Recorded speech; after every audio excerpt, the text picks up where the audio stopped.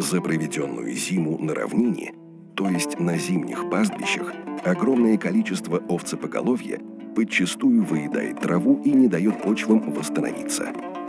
Тонкий плодородный слой исчезает, на его месте прогрессируют солончак и пески. Из-за многократной перегрузки пастбищ и вследствие климатических изменений резко сократилась их кормовая емкость, что грозит экологической катастрофой. Усиление ветровой и водной эрозии, сокращение объемов работ по сохранению и восстановлению плодородия почв в зоне этих земель привели к резкому ухудшению их агрономического состояния. В этой лаборатории проводят исследования почвы. Так называемый гранулометрический состав является важным физическим параметром, от которого зависят многие аспекты существования и функционирования почвы, в том числе и плодородия. Так вот, в последнее время в почве, взятой с этих мест, все больше и больше обнаруживается минералы кварца. Это означает лишь одно, что скоро вместо плодородной земли у нас везде будет один песок. В лабораторных условиях легко заметить, что при сравнении двух образцов почв, взятых с этих земель, там, где чернозем, вода проникла во все слои литосферы, и флора и фауна здесь могут легко существовать. А там, где песок, вода удерживается на поверхности, и, соответственно, нижняя часть песка остается сухой, и ни о какой жизни здесь речь идти не может.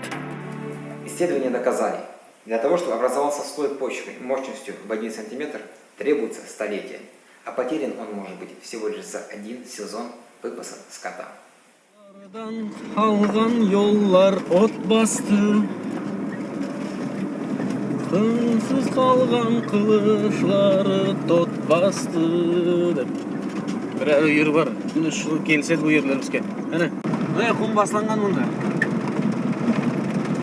Бек күчлі құмлар алды бұл ерлерді. Яшыкөнлер айтады, жылдан жылға шу құм яйлай береді дейді. Алай-бұлай алдың заманлар бұлай болмаған дейді. Өйткені шыққан Йорк пресекали дейді. Малман контролдерден болғанда малдың санын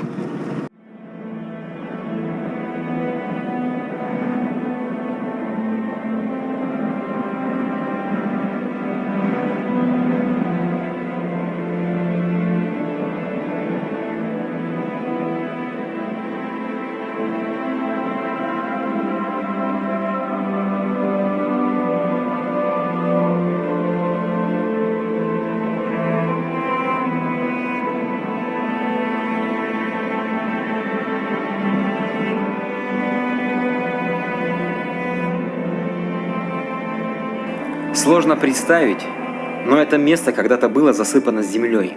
Однако с годами, вследствие сдувания верхнего слоя почвы, здесь образовался большой овраг. Так, сейчас даже корни вот этого дерева уже находятся на уровне выше моей головы. Точно таким же образом на этом кургане каждый год вскрываются могилы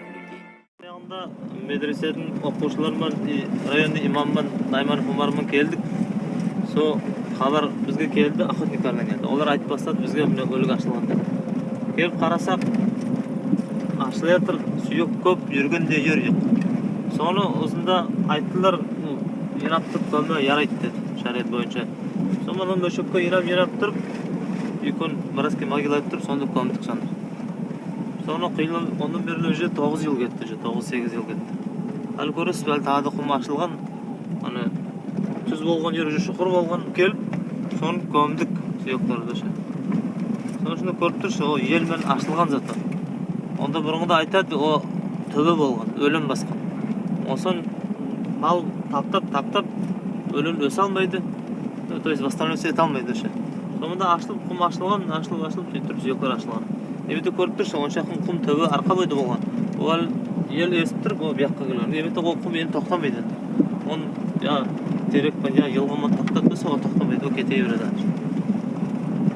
Нешінші жылда сындыры бар деді? Онда 120, 121, 130 жыл нарянда сындар. Наряду с опустыниванием в ногайских краях существует и множество других проблем. Последние годы все чаще налетают на степи огромные стаи саранчи. С каждым годом их становится все больше. Бороться с ними очень сложно. ущерб, нанесенный ими сельскому хозяйству, исчисляется миллионами. Для многих местных жителей бахчеводство является единственным источником дохода. Однако в этом году саранча уничтожила почти все их посевы. Karpuzga keladi, aşaydı, erten keladi, üstü aşaydı, onun ta oşat, yetkende bir atı olman et bolmaysın. Olman etesi, apreskmen etesi, tayadı, ona ta oşup ketedi, keledi. Birge sen etkemen bolmaydı, ona ayaktan gelip taşıdı, alet gelip turadi bizge. Targa başlayonda elin bat ketkenler, kollum molum bir gektarına. Yakayın kulluğu da var. Yakayın. Kolluk muluk sanamayız. Sanamasa. Özün kıyın getip bar etek başkalay. Odam nereden ali etse apreskmeni ol arakka var. Onu taydırsa onu başka yana daha gelip kalır. Üstü jogu endi onu taydırıp bolmayız. Al kel al apreskmeni etse de onu alıp gelip duracak. Algan zatını şu. Al mını dandim bilmeyim. Bu arzal kelgen adam da almayız. Sen yaprağın yok.